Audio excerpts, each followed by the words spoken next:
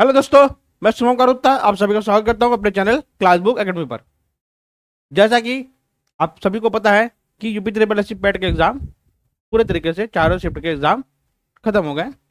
और एक दुख की बात यह है कि एक प्रयागराज, जैसा कि न्यूज़ में देखा गया है, एक प्रयागराज से आने वाला एक लड़का था जो कि प्रयागराज से आ रहा था अपने घर की तरफ, और किसी कारणवश वो फिसल कर गिर कर उसकी उसी ऑन द स्पॉट मौत हो गई। तो ये कितनी दुख की बात है कि इसमें गलती मैं किसकी कहूँ, प्रशासन की या फिर उस बच्चे की या फिर पूरे क्राउड की। किसकी गलती कहूँ, किसकी गलती है ये किसी को नहीं पता, क्योंकि सब अपने अपने जगह पर सही हो सकते हैं। ठीक है, तो फिलहाल आप उनके आत्मा की शांति के लिए, ठीक है, प्रार्थना करिए। और अब हम थोड़ा अपना जो आज का मेरा मेन टॉपिक है उसको हम शुरू करते हैं। जैसा कि आप लोगों को पता है कि यूपी ट्रिपल एससी पैट का जो एग्जाम है वो पूरी तरीके से खत्म, मतलब चारों शिफ्ट क्लियर हो गए, खत्म हो गया चारों शिफ्ट। अब बच्चों की मांग, अब बच्चे ये जानना चाहते हैं कि क्या हो सकता है परसेंटाइल, कैसे परसेंटाइल वर्क करेगा, या क्या क्या चीजें कितने कितने स्कोर पे हम सेव है लेखपाल के लिए, ये सब चीज के बारे में जानकारी लेने के लिए आज मैं यहाँ पर आपके लिए एक लेके आया हूँ UP triple SC PAT exam analysis लेके आया हूँ। ठीक है, तो आइए शुरू करते हैं। देखिए, जैसे पहले परसेंटाइल स्कोर क्या होता है, what is a percentile score, क्या होता है, what is a percentile score, percentile होता है क्या एक्चुअली में। आइए समझते हैं परसेंटाइल स्कोर क्या होता है। जैसे मैं कहूं कि मान लीजिए जो टॉपर है, मैं कुल मिला के 5 बच्चे लेता हूं, पहला बच्चा, ठीक है, मैंने कुल मिला के लिया एक पहला बच्चा, चलिए फिर से, मैंने एक पहला बच्चा लिया है, एक दूसरा बच्चा है ये, एक तीसरा बच्चा है ये, और एक चौथा बच्चा है ये। ठीक है, चलो, तो ये 4 बच्चे हैं कुल मिला के, मान लीजिए हम 5 भी ले लेते हैं, चलिए 5, 6, 7, 8, 9, चलिए ये रहा 9, और ये रहा 9, और ये रहा 10। हमने कुल 10 बच्चे लिए हैं। हमने कुल कितने लिए, 10 बच्चे लिए हैं। इस पहले बच्चे का नंबर आया मान लीजिए 70, दूसरे बच्चे का नंबर आया 69, तीसरे बच्चे का नंबर आया 85, चौथे बच्चे का नंबर आया 67,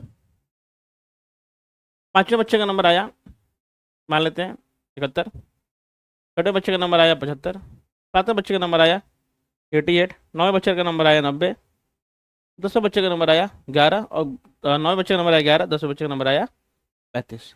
ये कुल 10 बच्चे हैं, इनके नंबर ऐसे से वैरी कर रहे हैं।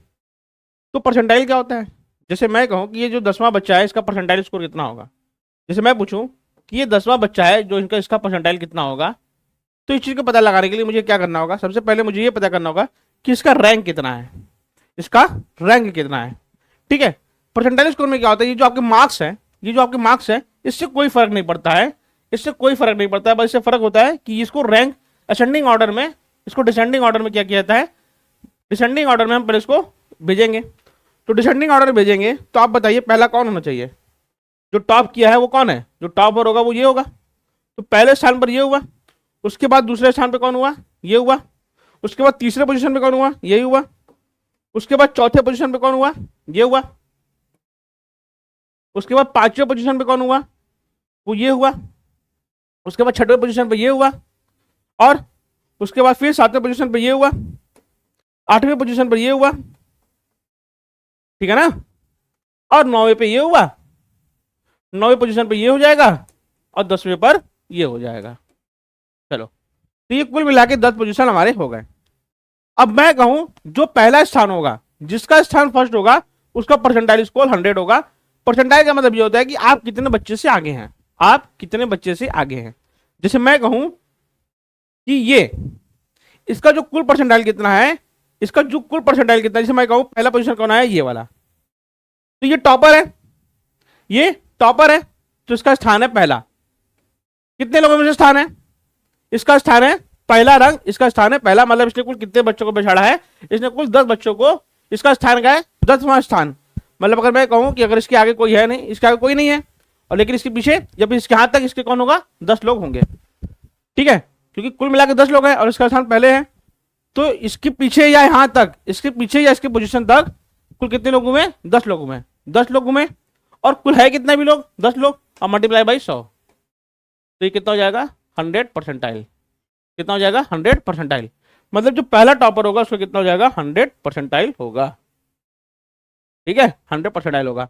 अब इसी तरीके से जो दूसरा स्थान होगा, तो दूसरा स्थान में कौन है, इसके पीछे कितने लोग हुए, इसके पीछे इसको लेके कितने लोग हुए, 9 लोग हुए, ठीक है, और कुल मिला कितने लोग हुए, 10 लोग हैं, तो इसे कुल मिला के इसका परसेंटाइल कितना हो जाएगा, 90 परसेंटाइल हो जाएगा, ठीक है। मैं आपको बस एक बता रहा हूँ, जूम कर रहा हूँ, हालांकि बच्चे बहुत सारे होंगे, 99.99 परसेंटाइल भी आता है, 99.33 परसेंटाइल भी आता है, डिपेंड करता है कि बच्चे कितने हैं। मैं यहाँ 10 ही लिया हूँ, इसलिए यहाँ पे 90 परसेंटाइल डायरेक्ट, मतलब डायरेक्ट 100 से 90 परसेंटाइल आ गया, क्योंकि यहाँ पे बच्चे कितने, मैंने कितने लिए, 10। आपके पास बच्चे कितने हैं, 25 लाख। 25 लाख में अगर मैं पहला स्थान निकालूंगा, अगर मैं 25 लाख में पहला स्थान निकालूंगा तो भी कितना आएगा, 100 परसेंटाइल आएगा। लेकिन अगर मैं 25 लाख में दूसरा स्थान निकालने गया तो उसके पीछे 24,99,000, 24 लाख, ठीक है, 24,99,999 लोग हैं। अब 24,99,999 का 25 लाख से अगर कंपेयर करेंगे तो 99 पॉइंट समथिंग जाएगा, ठीक है। इसी तरीके से परसेंटाइल स्कोर काम करता है। अब यही डिसाइड करेगा कि आपका स्कोर, यही डिसाइड करता है, यही परसेंटाइल स्कोर डिसाइड करता है कि आपका पेट में, ठीक है, आपका पेट में किसी हिसाब से होगा या नहीं होगा, क्योंकि इसी परसेंटाइल स्कोर पे कट ऑफ निकलती है। मतलब अगर परसेंटाइल स्कोर, जैसे मान लीजिए, मैं मान लेता हूँ एक लेखपाल की वैकेंसी है, क्या है, लेखपाल की वैकेंसी है, या वीडियो की वैकेंसी, कोई भी वैकेंसी मान लीजिए, अगर उसका परसेंटाइल स्कोर 70% है, अगर उसका परसेंटाइल स्कोर कितना है, 70% है, ठीक है, उसका अगर परसेंटाइल स्कोर कितना है, 70% है, इसका मतलब ये है कि 70% बच्चों से जितने लोग आगे हैं उन्हीं का सिलेक्शन हुआ है। मतलब टॉप 30% बच्चों का सिलेक्शन हुआ है, जितने भी वो फॉर्म को भरे हैं उसमें क्या हुआ, टॉप 30% लोगों का सिलेक्शन हुआ है। इसका मतलब ये होता है, ठीक है, इस 70% का उसका मतलब ये हुआ कि आपका जो परसेंटाइल स्कोर लिखा रहेगा, आपका जब आएगा ना, एक नॉर्मलाइज जब रिजल्ट आएगा तो उस पर लिखा होता है, एक स्कोर लिखा रहेगा, क्या क्या लिखा रहता है, स्कोर लिखा रहता है, फिर नॉर्मलाइज स्कोर लिखा रहता है, और फिर एक स्कोर लिखा रहता है, क्या लिखा रहेगा, एक स्कोर लिखा रहेगा, एक नॉर्मलाइज स्कोर लिखा रहता है, और एक परसेंटाइल स्कोर लिखा रहता है, ठीक है। तो इसी बेस्ड पे आपका परसेंटाइल स्कोर काम करेगा। जैसे मान लीजिए मैं कहूँ अगर आपका स्कोर 70 है और नॉर्मलाइज स्कोर 74 आया, लेकिन परसेंटाइल कितना है, 60 परसेंटाइल है, परसेंटाइल स्कोर कितना है, 60 परसेंटाइल है, और लेखपाल का कट ऑफ किया 70 परसेंटाइल, तो ये मत सोचिएगा कि आपका नंबर 70 है तो आपका नाम, आप इसमें क्यों नहीं आ पा रहे हैं, या 74 नंबर आ रहा है तो आप इसमें क्यों नहीं आ पा रहा है, नहीं आ पा रहे, क्यों, क्योंकि आपका परसेंटाइल स्कोर कितना है, 60। अगर आपका स्कोर 60 के ऊपर होता तो आप आराम से आ जाते हैं, मतलब अगर आपका स्कोर 70 के ऊपर होता, मान लीजिए 72 परसेंटाइल स्कोर होता, तो आप आराम से आ जाते, ये होता है परसेंटाइल स्कोर, ठीक है। तो प्रॉपर पेट का जो काम होगा वो परसेंटाइल स्कोर पे होगा, नहीं इस पे काम होगा, नहीं इस पे काम होगा, जो भी काम होगा इस नंबर पे काम होगा, क्लियर, परसेंटाइल स्कोर पे काम होगा। चलिए आगे देखते हैं, नॉर्मलाइजेशन क्या होता है। नॉर्मलाइजेशन यूपी ट्रिपल एस पेट, नॉर्मलाइजेशन एक फॉर्मूला लगेगा, जैसे क्या होता है कि मान लीजिए कुल मिलाकर 4 शिफ्ट में, हालांकि आपका एग्जाम कितने शिफ्ट में हुआ है, 4 शिफ्ट में हुआ है। चलिए ये रहा पहला शिफ्ट, ये रहा दूसरा शिफ्ट, ये रहा तीसरा शिफ्ट, और ये रहा चौथा शिफ्ट। तो मान लीजिए पहले शिफ्ट कैसे काम करता है, जैसे हम लोग क्या करते हैं, इस नॉर्मलाइजेशन एक्चुअली में काम कैसे करता है कि उस शिफ्ट के, इस शिफ्ट के टॉप 10% लोग या टॉप 1% लोग जो भी ले ले, इस शिफ्ट के टॉप 10% लोग और नीचे से टॉप 10% लोग, मतलब ऊपर से टॉप 10 और नीचे से टॉप 10% को लेकर ये लोग स्कोर को नॉर्मलाइज करते हैं, ठीक है। जैसे मैं कहूँ कि मान लीजिए अगर इस शिफ्ट में जो स्कोर है, मान लीजिए एवरेज जो स्कोर है इस शिफ्ट में, मान लेता हूँ मैं एवरेज जो स्कोर है वो कितना है, 60 है। इस शिफ्ट में मान लेता हूँ जो एवरेज स्कोर है वो 65 है। इस शिफ्ट में मान लेता हूँ जो एवरेज स्कोर है वो कितना है, 66 है। और इस शिफ्ट में मान लेता हूँ जो एवरेज स्कोर है वो कितना है, 55 है, ठीक है। चलिए अब दो तरीके से नॉर्मलाइजेशन होता है। जैसे रेलवे में क्या होता है, कि जो सबसे कम नंबर होता है उसको बेस शिफ्ट मान लेते हैं, जो सबसे कम नंबर का होगा उसको क्या मानते हैं, बेस शिफ्ट मान लेते हैं। जैसे इन चारों में सबसे कम कौन नंबर है, ये वाला, तो इसको क्या मान लेंगे, बेस शिफ्ट मान लेंगे, और सबसे कंपेयर करेंगे, सबसे क्या करेंगे, कंपेयर करेंगे। और सबसे हाईएस्ट नंबर कौन सा है, सबसे हाईएस्ट नंबर है, सबसे सिंपल कौन है, सबसे सिंपल है 66 वाला, सबसे सिंपल कौन है, 66 वाला।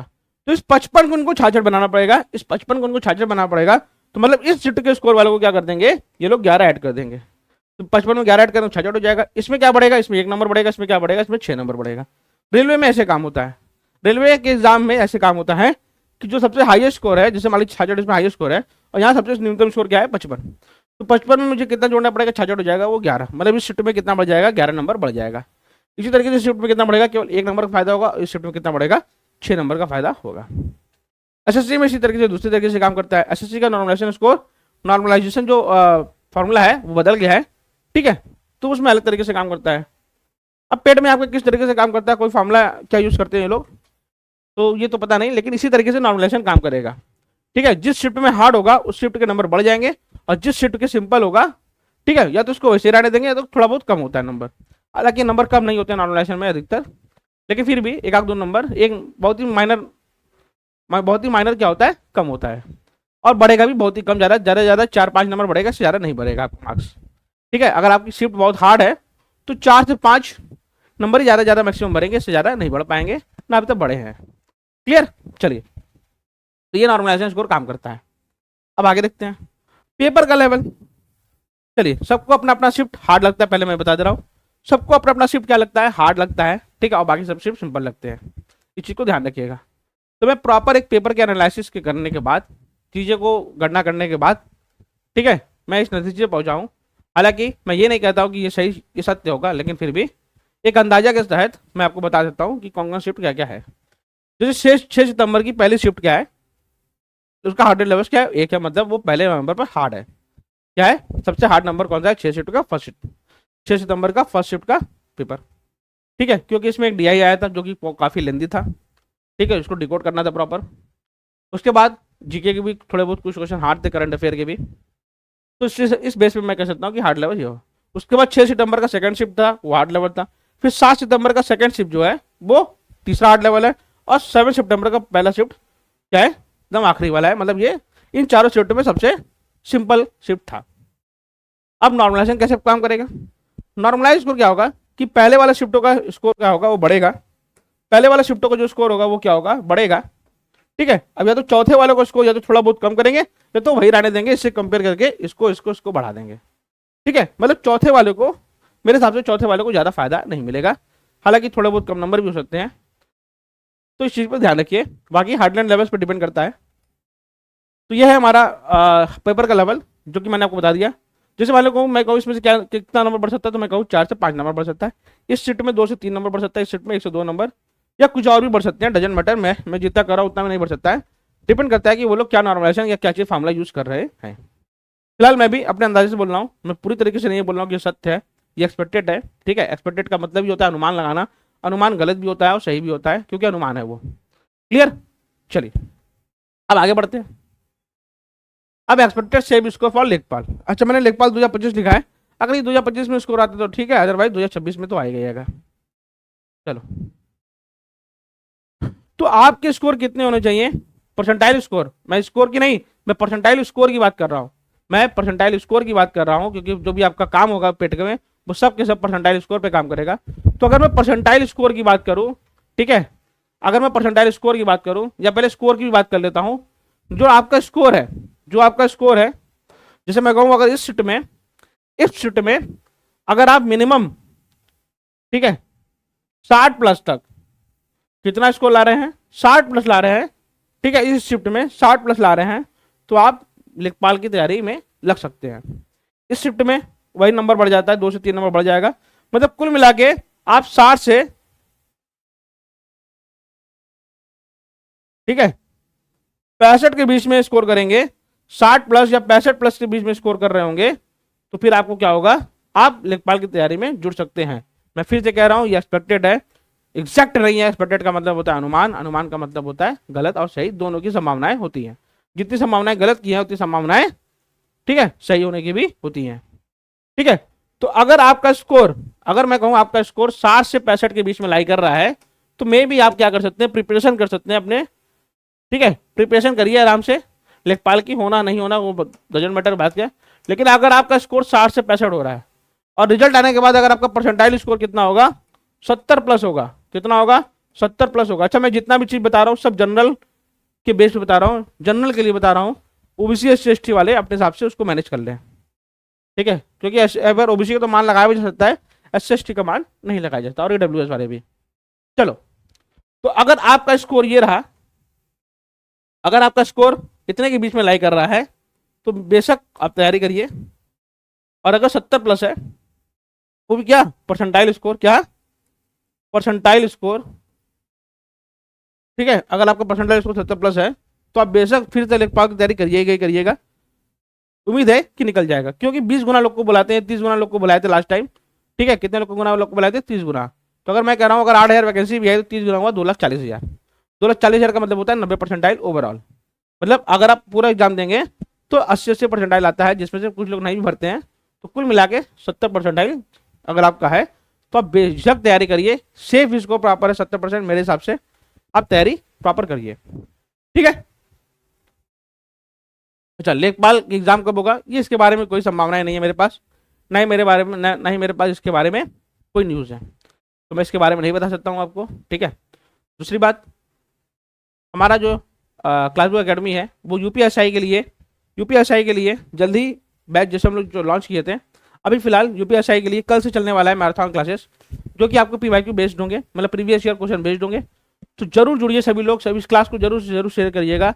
जितने भी बच्चे, जितने भी दोस्त यार भाई बहन आपकी यूपीएसआई की तैयारी करने में लगे हैं, 2 स्टार वर्दी पे लाने के लगे हुए हैं, वो जरूर से जरूर तैयारी करें, ठीक है। और हमारे जैसे हमने यूपी ट्रिपल पेट का पूरा चीज फ्री कराया है, पूरा का पूरा फ्री कराया है। एक भी ऐसा क्लास नहीं है जो कि आपको फ्री में ना हो, और पूरा क्लास खत्म कराया है, पूरा क्लास। आप पूछ सकते हैं पेट वाले बच्चों से ग्रुप में, डिस्कशन ग्रुप में जुड़कर, जो कि हमारे इस चैनल के डिस्क्रिप्शन, सॉरी इस वीडियो के डिस्क्रिप्शन में लिखा होगा, उस ग्रुप में जाकर जुड़ के पूछ सकते हैं कि हमने पूरा कराया कि नहीं कराया सिलेबस। हमने पूरा सिलेबस फ्री में कराया और बहुत ही बढ़िया तरीके से कराया। एक मैंने आपको देखिए इसमें देखेंगे, मेरे जाएंगे तो मैंने कास्टलेट DI भी कराई थी, मैंने बोला था कि इसकी आने की संभावना है, और देखिए वो कास्टलेट DI 7 सितंबर के में आया भी था, 7 सितंबर के सेकंड शिफ्ट में आया भी था एक कास्टलेट DI। हालांकि वो सिंपल था, लेकिन मैंने जो भी DI का लेवल कराया था वो पेपर से थोड़ा ऊपर उठ के कराया था, कि छोटा उससे कम वाला आएगा तो आप आराम से कर ले जाएंगे, लेकिन थोड़ा हार्ड वाला आ जाए तो आप कम से कम उसके लिए रेडी रहे, ठीक है। चलिए, तो मिलते हैं फिर, इस वीडियो को इसी जगह विराम देते हैं। मिलते हैं फिर कल से मैराथन क्लास में। मैराथन क्लास की टाइमिंग सुबह 8:30 बजे से होगी, 8:30 से हमारा लगातार मैराथन चलेगा, PYQ बेस्ड होगा। प्रीवियस ईयर यूपीएसआई में आए हुए जितने भी क्वेश्चन आपको यहाँ कराए जाएंगे, सभी सब्जेक्ट कराए जाएंगे, चाहे वो मैथ हो, चाहे वो रीजनिंग हो, चाहे वो मूल विधि हो, चाहे वो जनरल जीके हो, चाहे वो पॉलिटिकल साइंस हो, कोई भी सब्जेक्ट होगा छोड़ा नहीं जाए, चाहे वो हिंदी हो, ठीक है। सभी के PYQ मैराथन चलेंगे सुबह 8:30 बजे से, तो जरूर जुड़िएगा सभी लोग, और इस क्लास को जितना सके उतना शेयर करिए। चलिए, मिलते हैं फिर अगले वीडियो में, तब तक के लिए अलविदा, गुड बाय।